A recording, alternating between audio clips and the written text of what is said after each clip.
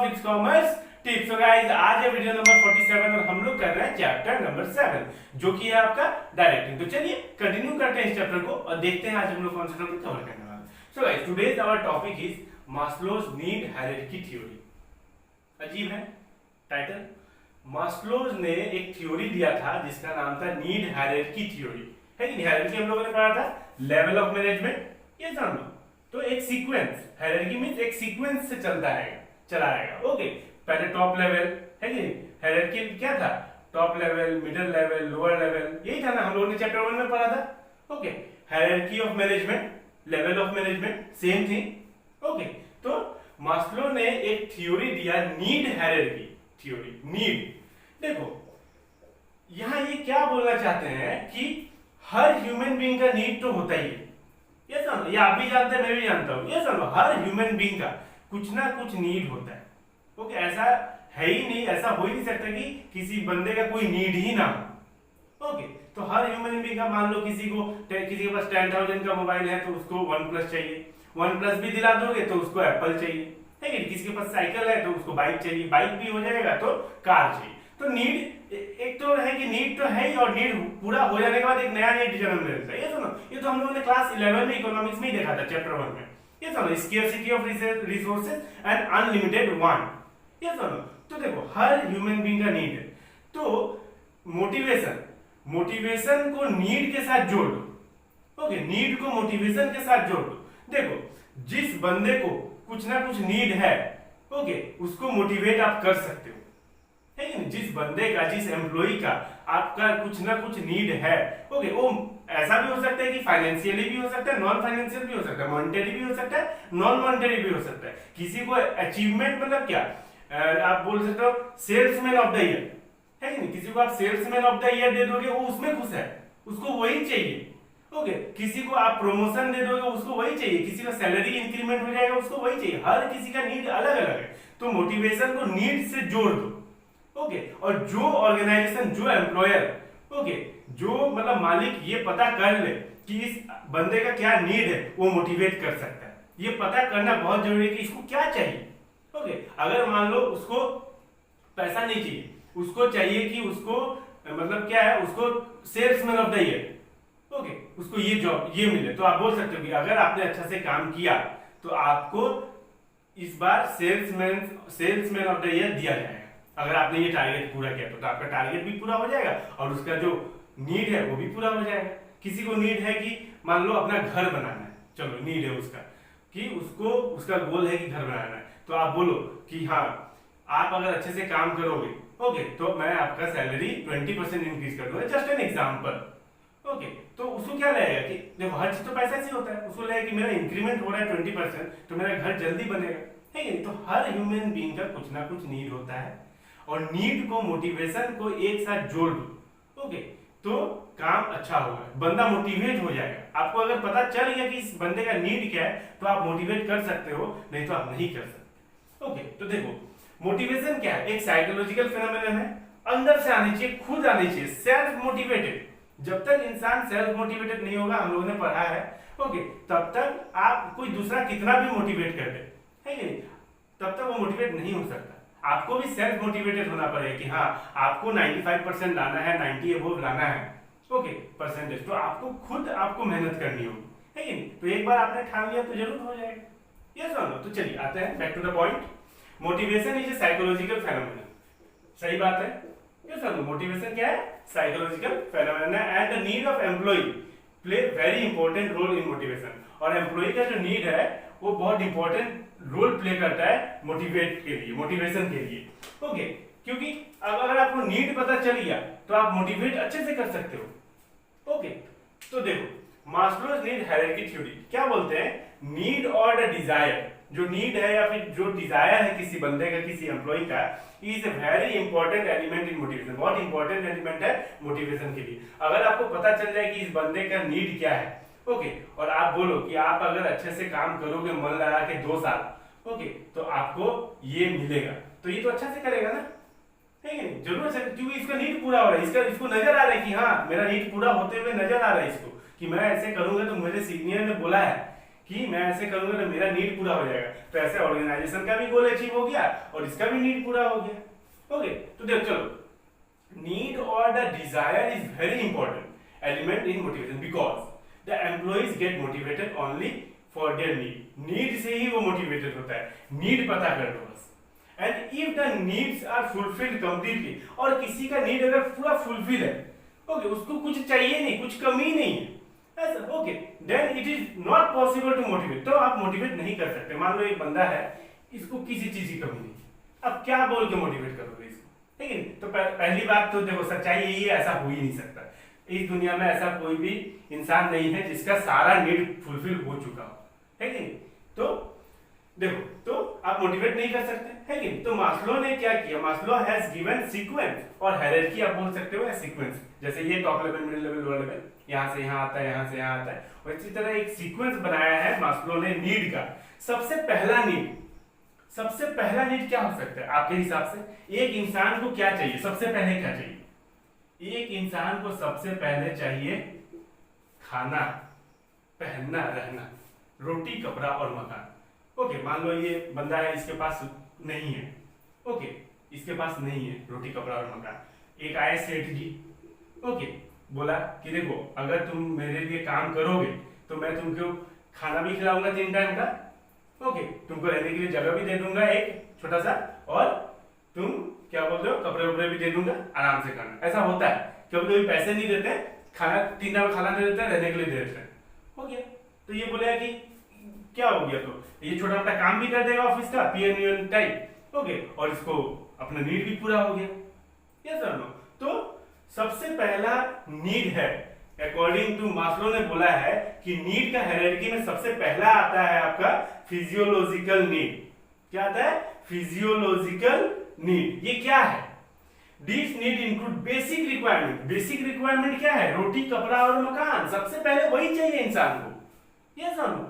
सबसे पहले तो वही चाहिए ना, for survival and maintenance of human life. The common physiological needs are food, shelter and clothing. रोटी, कपड़ा और मकान, सबसे पहले यही चाहिए।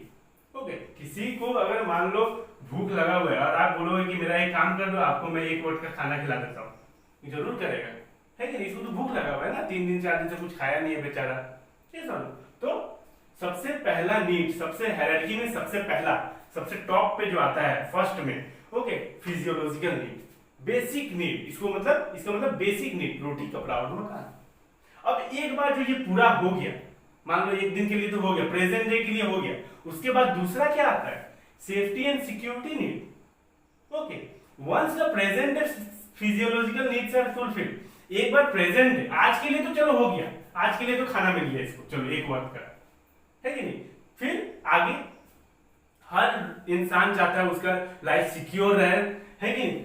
सेफ रहे, हर इंसान चाहता है। आज के लिए तो आज तो मेरा पेट भर गया, कल साल भर बाद क्या ये बरकरार रहेगा? है कि उसके लिए क्या होगा? सेविंग करनी होगी, ये समझो, दूसरा रास्ता अपनाना होगा, ये समझो, कुछ सोचना होगा। तो once the present day physiological needs are fulfilled, then ध्यान दो, the people start thinking about their future. लोग फ्यूचर के बारे में सोचते हैं, as they want to secure their future, because they want to secure their future, okay, by making sure that in future also they continue to satisfy their physical need, क्या physiological need, क्योंकि उनको future में भी ये मतलब ये मिलता रहे, है कि नहीं? जो इनका फिजियोलॉजिकल नीड है, रोटी, कपड़ा और मकान, आज मिला है, फ्यूचर में भी मिले, इसके लिए इनको सेविंग वगैरह करनी होगी। ये समझो, एक दिन मिल गया तो ये ठीक नहीं है कि एक दिन मिल गया, आगे फ्यूचर में, फ्यूचर का क्या, प्रेजेंट डे में तो आ गया। ओके, तो उसके लिए, और इसके अंदर क्या है? 2 कैटेगरी बनाई गई है। Under safety and security there are 2 category.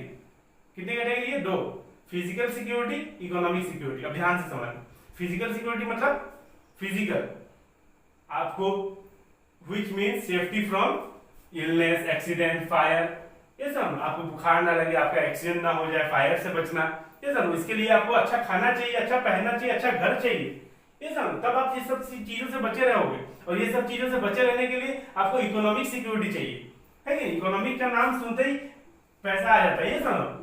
Business is economic activity, हम लोग पढ़े थे ना, economic activity related to money, ये सब। Business studies class 11 chapter 1, okay, तो economic security which means having sufficient fund. देखो फंड कहां से आएगा, सेविंग करने से आएगा, और फंड ही नहीं रहेगा तो आपका कैसे होगा, अच्छा से खान पान नहीं होगा, खाना पीना नहीं होगा, है कि नहीं, घर नहीं रहेगा, कपड़ा नहीं रहेगा, तो क्या होगा, यही ना होगा, बुखार रहेगा, एक्सीडेंट भी हो सकता है, फायर से भी बचना है कि नहीं। तो अच्छा घर चाहिए, मजबूत घर चाहिए आपको, अच्छा खाना चाहिए, तब आप बचोगे। तो इसके लिए तो ये जरूरी है कि नहीं।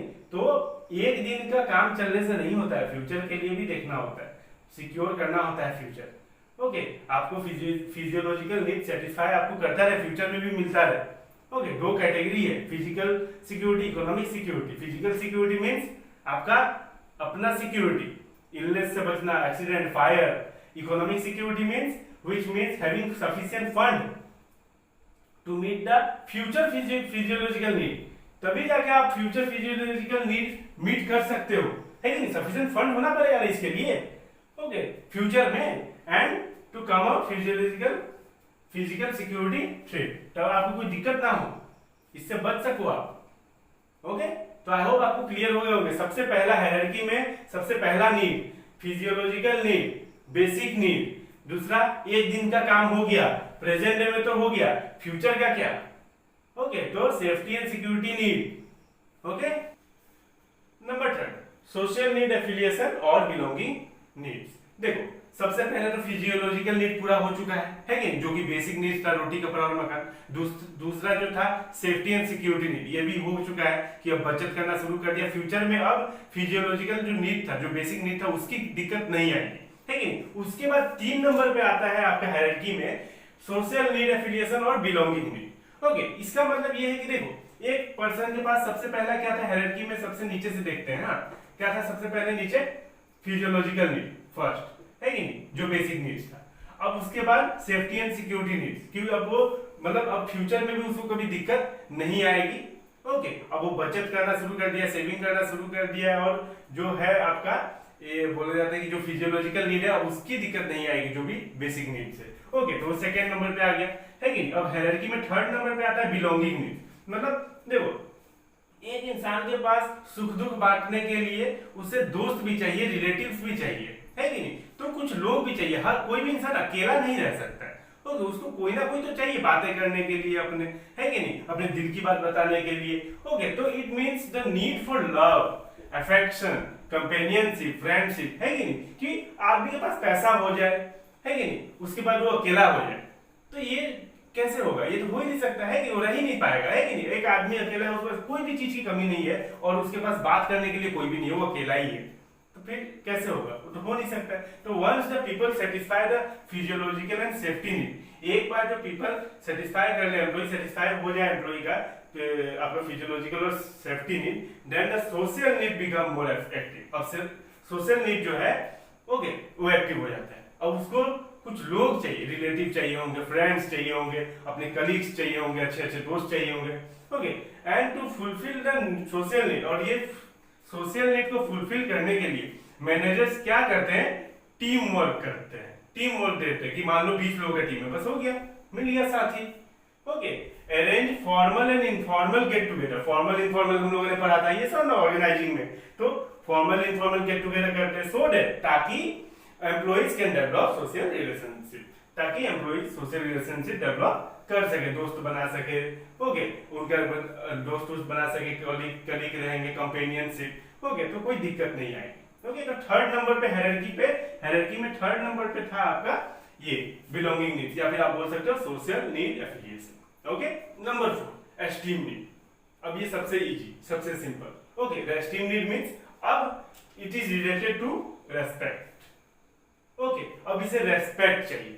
ओके, सोसाइटी में, ऑर्गेनाइजेशन में इसे रेस्पेक्ट चाहिए, और पैसे की कोई दिक्कत ही नहीं है कि नहीं। तो जब ये तीनों चीज फुलफिल हो जाते हैं हायरार्की में, फर्स्ट, सेकंड, थर्ड, तो फोर्थ नंबर पे आता है आपका, फोर्थ नंबर पे आता है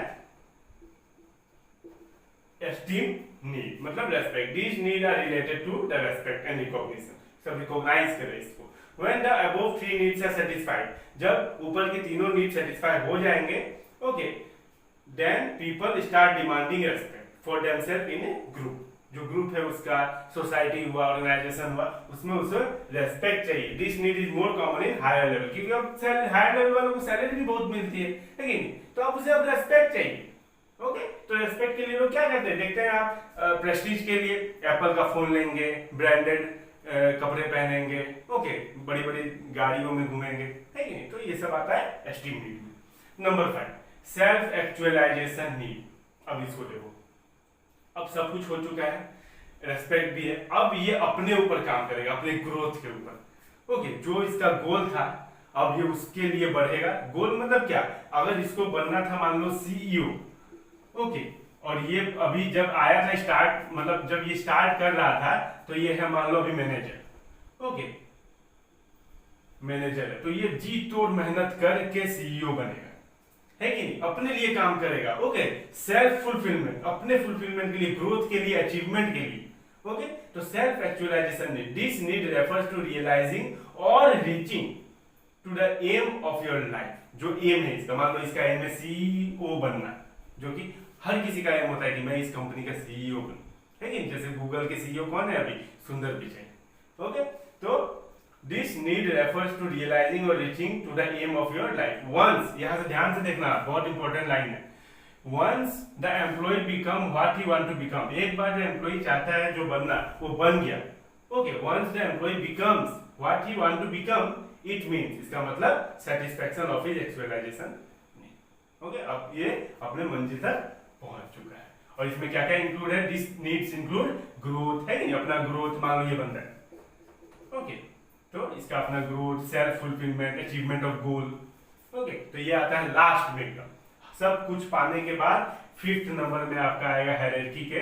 मास्लोज ने जो हायरार्की दिया था, वो हायरार्की में सबसे पहले ऊपर आएगा, सबसे लास्ट में, मतलब 5th में सेल्फ एक्चुअलाइजेशन। आई होप आपको समझ में आ गया होगा Maslow's need hierarchy theory, okay. So guys, अगर वीडियो अच्छी लग रही हो तो एक लाइक कर दो। अगर अभी तक आप लोगों ने चैनल को सब्सक्राइब नहीं किया है तो please do subscribe the channel, bell icon को प्रेस करो और अपने दोस्तों के साथ ज्यादा से ज्यादा शेयर करो इस वीडियो को।